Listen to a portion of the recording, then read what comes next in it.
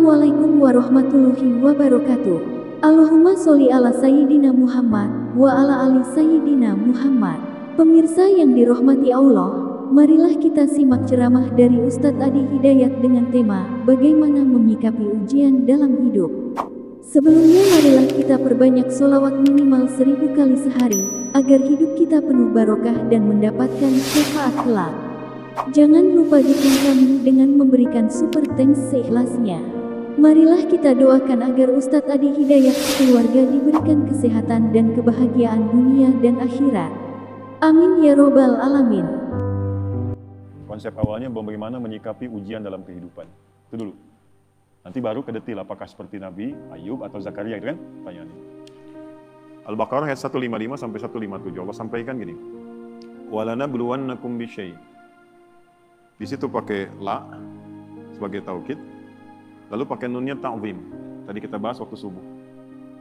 Demi keagunganku, aku membuat hukum dalam kehidupan. Setiap hambaku yang ingin sukses, dia mesti mengeksplor kemampuannya meraih kesuksesan itu dengan melewati tahapan-tahapan kehidupan. Itu yang kita sebut ujian. Sebab kalau tidak diuji, tidak mungkin kita bisa meraih apa yang kita harapkan. Anak-anak mau jalan kan latihan dulu. Mau bicara latihan dulu. Anak sekolah lulus latihan dulu, itu hukum kehidupan. Dengan berlatih itu semua potensi di diri kita hidup, itulah adilnya Allah. Kalau nggak dibegitukan, ini nggak kuat nih, kaki nggak kuat jalan, tangan nggak berfungsi, otak nggak berfungsi. Dibuat sistem kehidupan kita itu berjalan. Lewat apa? Ujian. Jadi sebetulnya ujian-ujian yang kita hadapi itu satu secara fitrah Allah siapkan untuk memperkuat diri kita dan sistem bagian tubuh kita. Satu itu. Yang kedua, ujian hidup itu sebetulnya mengantarkan kepada setiap harapan dan kesuksesan yang ingin kita raih. Jadi kalau kita berdoa nih, Allah kasih hukum gini, ya Allah, saya pengen lulus ke kampus A. Bagaimana jalan ke sana? Nah, itu sistemnya ada ujian khusus tuh. Ini yang dipelajari. Kamu tingkatkan belajarnya begini, ya, spend waktunya seperti ini, atur waktunya begini, yang dipelajari begini, mekanismenya diberikan instrumennya kepada kita. Otaknya dikasih, jalannya dikasih, pikirannya dikasih, hidup semua itu. Jadi kalau cuma pengen lulus tapi nggak ikut sistem ini, nggak akan masuk. Saya ya? Nanti sama semuanya, yang pengen pintar ada jalannya, yang pengen kerja ada, yang pengen sukses ada, dibuat sistem seperti itu sehingga sibgoh kehidupan dunia kita untuk tatanan kehidupan ini semua hidup. Ya, ide muncul, pembangunan muncul, kreativitas muncul. Maka Allah sampaikan, walanabluwannakum bisyai'. Semua orang yang hidup, yang ingin mengharapkan sukses, ingin berhasil, pasti akan melampaui dan melewati ujian-ujian dalam kehidupan. Contohnya apa? Kegelisahan. Ju', rasa lapar. Bisa diartikan aset yang berkurang. Ya, naik turun dalam kehidupan. Kemudian naqsi minan amwal, yang tadinya naik, matang, turun. Ya, itu diuji itu supaya apa? Ada dua tuh. Ya, satu supaya kemampuan potensi kita itu hidup lagi. Kalau nggak gitu nggak keluar ide-ide kita itu. Nggak keluar kemampuan kita. Makanya uniknya perusahaan-perusahaan hebat kadang-kadang bikin studi, bikin masalah. Coba cari perusahaan besar itu, kadang-kadang bikin masalah dulu, nyelesain sendiri. Supaya apa? Muncul ide baru. Nah, Allah sudah bikin fitrah dalam hidup, diciptakan itu supaya semua potensi kita keluar. Yang kedua, sebetulnya jawaban dari doa kita, nggak ada satupun ujian kecuali sesuai dengan permintaan kita. Itu adilnya Allah. La yukallifullahu nafsan illa usaha. Allah nggak mungkin nguji kecuali sesuai kemampuan yang jadi kebutuhan kita. Apa butuhnya, apa pengennya, sesuai sifat ujiannya. Jadi kalau Anda sekarang mengalami masalah, sebetulnya masalah itu disiapkan oleh Allah untuk mewujudkan doa-doa kita. Harapannya pengen apa, ini ujiannya. Dan kita mampu melakukan itu. Ya, makanya tadi di surat Al-Insyirah waktu subuh kita bahas itu harus optimis. Begitu diuji, yakin saya bisa. Karena nggak mungkin Allah titipkan kalau tidak mampu menjalani. Jadi jangan pernah kita mencela satu persoalan hidup yang diujikan. Karena sesungguhnya ujian itu hasil dari permintaan kita sendiri. Saya pengen nikah ya Allah, tentukan tanggal sekian. Dikirim, ya, lewatin ini nih.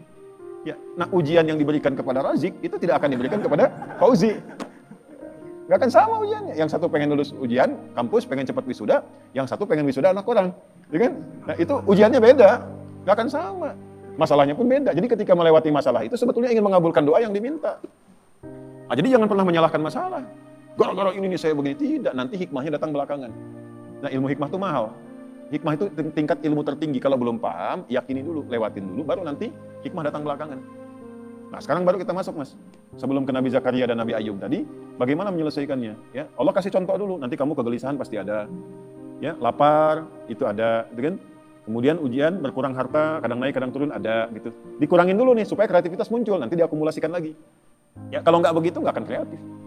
Wal anfus sakit, capek, lelah, ada tetangga, kerabat meninggal, keluarga dan sebagainya. Supaya belajar dari kebaikan dia. Ya, selalu ada hikmah. Nah, ujungnya apa? Ada watsamarat. Nah, ini kurang tepat menurut saya diartikan di terjemahan. Watsamarat diartikan dan bebuahan. Kalau begitu sifat keadilan Allah kurang sempurna, naudzubillah. Karena yang diuji tukang buah saja. Tukang sayur enggak, tukang boneka enggak gitu kan. Nah, samarat di situ pakai ilmu balaghah bacanya, pakai kinayah. Kalau kita nanam sesuatu kan yang pengen buahnya. Tapi kan tanam dari benih, tumbuh, dirawat. Begitu besoknya mau panen, mangga, malam-malam diambil orang. Anda ikut tender, sudah memenuhi kualifikasi, begitu mau dihasilkan, diserobot orang. Ada ya? Wabasyiris sabirin. Nah, konsep umumnya Allah sampaikan, berbahagialah orang yang sabar. Itu konsep umum. Jadi kalau sedang menerima persoalan, dihadapi, terima dulu dengan sabar. Sabar itu apa? Bukan diam. Teruskan. Ya. Alladzina idza asabathum musibah. Yang kalau dia ditimpa dengan apa yang dia inginkan itu, nah itu musibah. Ya, musibah. Saya pengen pesantren dikasih sama Allah, ini musibah. Jadi musibah itu nggak harus selalu buruk, tidak. Baik. Anda pun datang ke sini bagi saya musibah. Ya, sebaliknya saya ada di sini musibah bagi Anda. Jadi sesuatu yang dialami musibah itu. Kalau mengalami apapun, dia langsung punya keyakinan, inna lillahi wa inna ilaihi raji'un. Yang dititipkan Allah kok, pasti Allah ngasih solusi juga. Semua milik Allah, apa yang nggak mungkin bagi Allah. Nah itu. Cuman kesalahannya orang sekarang itu dilekatkan dengan kematian saja. Semua punya Allah dan akan kembali kepada Allah. Ya kita juga punya Allah. Gitu? Pekerjaan kita punya Allah. Masalah Allah yang kasih untuk mewujudkan kita, solusinya punya Allah. Maka yang dibangun oleh Allah pertama kali kesadaran paripurna kita. Kalau sedang diuji, ingat kepada yang uji. Apa tujuannya diuji? Belajar dulu fikihnya, supaya siap dengan itu. Nah sekarang banyak orang ingin meraih hasil tanpa melewati ujian. Gitu. Coba yang mau nikah ini. Kan? Pengen nikahnya aja tapi belum belajar fikih nikah. Padahal Quran lengkap itu. Sebelum menikah pelajari tugas suami ini, tugas istri ini. Nanti akan ada masalah antara istri dengan suami. Masalahnya begini, begini, begini. Nanti akan ada masalah antara menantu dengan mertua. Masalahnya begini, begini, begini. Kalau kamu nanti mengalami itu, solusinya begini, begini, begini. Sekarang jangan dipelajari. Pengennya cepat nikah aja. Tanggal tentukan, ini tentukan. Pelajaran belum ada. Dulu orang tua kita, kenapa ketawa? Dulu orang tua kita itu, begitu kemudian mengkhitbah, dipacari, dikasih daun pacar yang perempuan. Lalu diajari rumah tangga 40 hari. Yang laki-laki belajar untuk memaksimalkan nafkah. Nah, dalam masa menunggu itu disebut pacaran. Belajar, fikihnya begini, ininya begini. Makanya dulu tuh banyak sekali pernikahan-pernikahan yang abadi dan langgeng. Kenapa? Karena fikihnya dipakai. Sama babnya, kerja, tapi tidak belajar tentang fikih kerja. Tantangan gimana? Menghadapi orang iseng gimana? Kalau makin naik, ini akan terjadi. Orang nggak suka, ingin menyingkirkan, ingin menyungkurkan, menghambatnya begini. Nanti cara menyelesaikannya begini. Ibadah ritualnya begini, secara intelektual pemetaannya begini, di lapangannya akan begini. Itu ada semua. Dan hebatnya adanya di Quran. Nah, makanya orang-orang yang kembali kepada Allah, dipuji oleh Allah, ayat 157-nya. Ulaika alaihim salawatum mir rabbihim wa rahmah.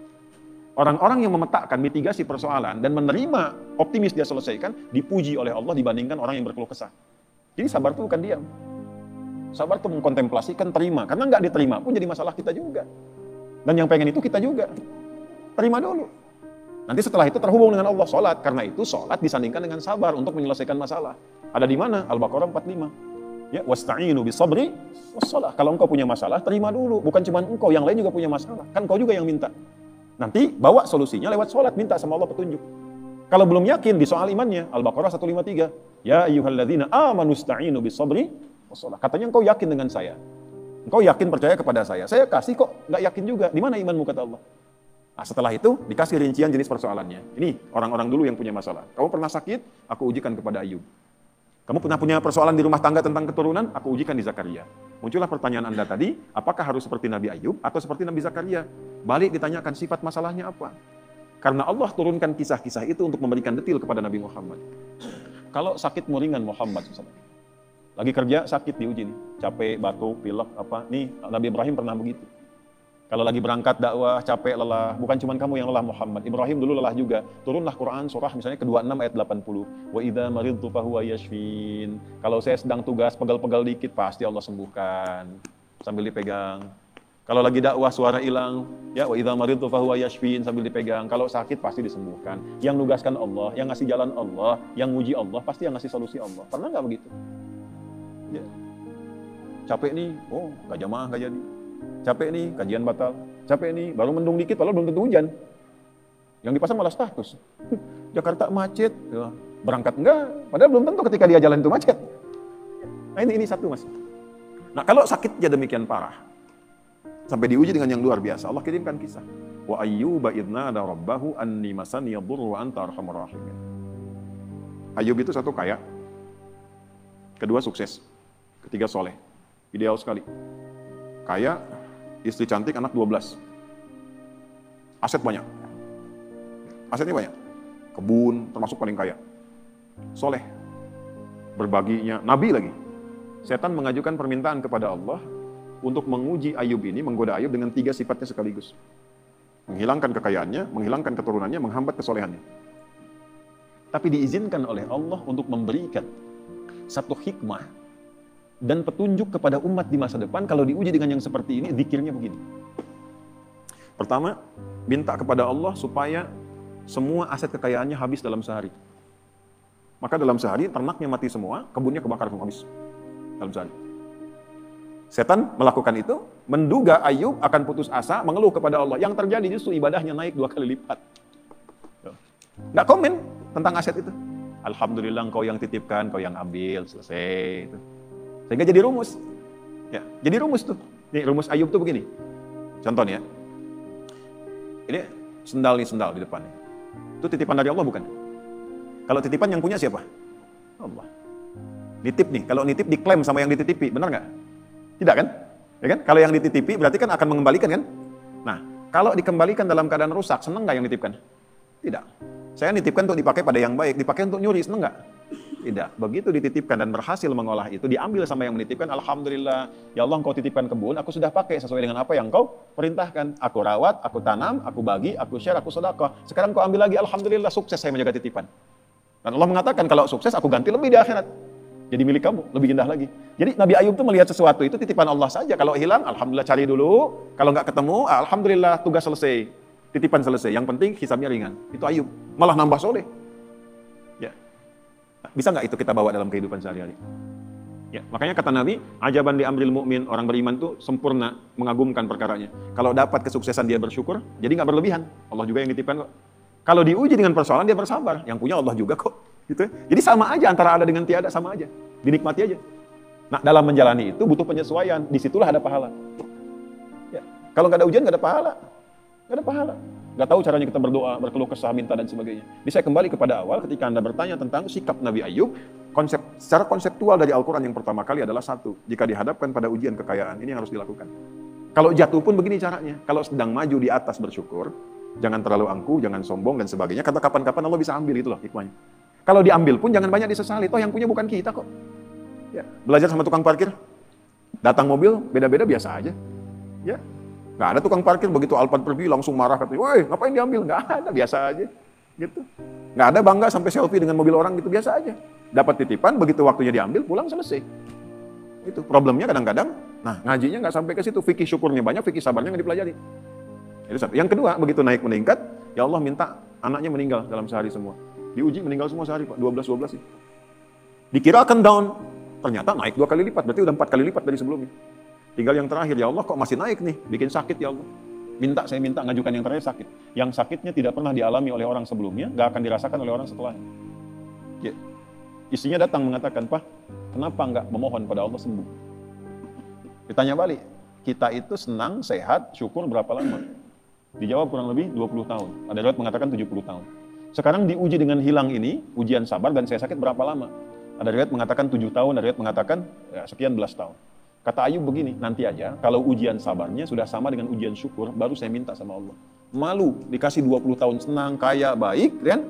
Tapi baru dikasih masih 15 tahun, 7 tahun dalam riwayat sebagian mengatakan, baru dikasih segini kita sudah mengeluh. Ntar aja kalau sabarnya udah sama dengan syukur sehingga seimbang. Tapi ketika sakitnya sudah mengganggu beliau untuk melaksanakan rutinitas ibadahnya. Tadinya masih bisa bangun, sekarang sakitnya sudah nggak bisa menahan berdirinya. Sholatnya sudah susah dan sebagainya. Baru Ayub minta kepada Allah. Dibukalah dengan fathah, bukan dengan dhammah. Kita tahu yang ngaji nahwu, setiap kalimat dalam bahasa Arab digunakan dhammah di awalnya, namanya mubtada. Tapi khusus ayat ini pakai fathah. Wa ayyuba, bukan wa ayyubu. Fathah itu membuka sesuatu sebagai inspirasi. Wa ayyuba, dan aku buka kisah Ayub sebagai inspirasi untukmu. Kalau engkau mengalami persoalan yang sama, lakukan seperti Ayub menjalaninya. Idnada rabbahu anni masani yadurru wa anta arhamur rahimin. Ketika Ayub bermohon kepada Allah kesembuhan untuk ibadahnya, bukan sekadar sembuhnya. Anda sakit berobat ke dokter, pengen sembuh atau pengen dekat sama Allah? Beda tuh. Ya, saya sakit nih, diberi sakit oleh Allah nih, minta sembuh. Semua orang minta sembuh yang sakit. Tapi jarang ada yang minta sembuh untuk meningkatkan ibadahnya kepada Allah. Ya Allah, saya pengen sehat supaya tahajud. Ya Allah, saya pengen sehat supaya pengen baca Al-Quran. Tarik ke situ. Nah, ketika ditarik ke aspek ibadah, apa yang terjadi? Ya. Dan kalimatnya indah. Wa anta arhamur rahimin, ya Allah, aku pengen meningkatkan ibadah kepadamu, tapi penyakit ini menghambat, sedangkan kau yang paling sayang kepadaku. Kalau dengan yang paling sayang tidak mengabulkan, kepada siapa lagi aku mesti minta? Itu pakai fa, subuh tadi kita belajar. Fastajabna, nggak pakai jeda, langsung dijawab. Fastajabna lahu, kami langsung jawab. Pakai syafna ma bihi min dur, yang hilang-hilang, yang terasa sakit, habis semua, diselesaikan. Yang paling menarik, wa ataina wa ahlahu mithlahum ma'ahu. Kami balikan lagi keluarga yang tadinya hilang. Tadi kan 12 anak itu meninggal dalam sehari kan? Tiba-tiba begitu sembuh, berhubungan lagi dengan istrinya hamil lagi, begitu hamil kembar 12 kali hamil, jadi 24. Yang tadinya 12 meninggal, sekarang lahir baru anak 24. Tuh, Zik, 24 tuh. Setelah itu apa? Karena Ayub ini dikenal dermawan, bagus, suka berbagi, maka orang viral, Ayub sudah sembuh, datanglah nengok. Datang itu bawa sesuatu. Ada yang datang bawa hasil kebun, datang mau nyerahkan, kaya lagi 2 kali lipat dari sebelumnya lagi. Dan ditutup dengan kalimat ujungnya, wa dzikra lil abidin. Kami tidak khususkan ini untuk Ayub, tapi bagi setiap hamba kamu yang punya persoalan serupa, lakukan zikirnya Ayub. Ujiannya apa? Sakit, ujian harta, sedang turun, omset dan sebagainya, ya kan? Atau dengan hal tadi yang disebutkan, maka zikir Ayub bacakan. Apa zikirnya? Ya? Anni masani yadhurru wa anta arhamur rahimin. Gitu. Jelas ya? Oke. Zakaria berbeda. Zakaria ujiannya di rumah tangga, istri divonis tidak mungkin punya keturunan. Wamro'ati akhir, istriku divonis, maaf, menopause dan mandul. Secara medis gak mungkin. Maka apa yang dilakukan? Membangun pendekatan kepada Allah, sholat. Ya, tapi kalimatnya indah. Rabbi la tadharni fardan wa anta khairul warithin. Ya Allah, jangan biarkan aku sendiri untuk memperjuangkan risalah dakwah ini. Aku pengen ada penerus, aku pengen punya keturunan. Itu bukan sekedar punya anak, ya Allah. Supaya ada legasi dakwahku yang diteruskan oleh anak-anakku. Gak berhenti memperbaiki masyarakat itu. Ya itu kuncinya. Kalau cuma pengen punya keturunan, yang lain minta banyak. Tarik ke unsur ibadah. Tarik. Engkau yang paling sayang padaku, ya Allah. Aku tidak putus berdoa kepadamu. Dari mulai aku kuat sampai fisikku letih, sampai rambutku memutih. Ada orang minta di depan 5 menit tuh. Pak Ustadz, Pak Mas Suri, tolong Mas Suri. 5 menit, dikasih nggak? Belum tentu. Tapi 24 jam di depan, tangannya begini, Pak Mas Suri, gitu, tolong 24 jam. Dikasih nggak? Keterlaluan kalau nggak ngasih. Ya kan? Allah punya sifat Rahman dan Rahim. Ini ada hamba minta begini, ya Allah, dari mulai rambutku menghitam sampai memutih, fisikku kuat sampai letih, aku tetap yakin bahwa Engkau akan mengabulkan doaku. Aku tidak minta banyak, ya Allah. Aku minta keturunan supaya bisa meneruskan dakwah bagi orang-orang untuk bisa menyembahmu. Langsung jawabannya sama dengan yang tadi Ayub, fastajabna. Gitu. Tapi diisi, isiannya apa? Yusari'una fil khairat, diisi dengan dharma bakti kebaikan. Ya, inilah salah satu yang sanadnya ke Syekh Nawawi Al-Bantani. Ya, jadi kalau pengen cepat doa dijawab, salah satunya bukan sekedar doa, sertakan dengan kebaikan, bisa dengan infak kalau ada harta.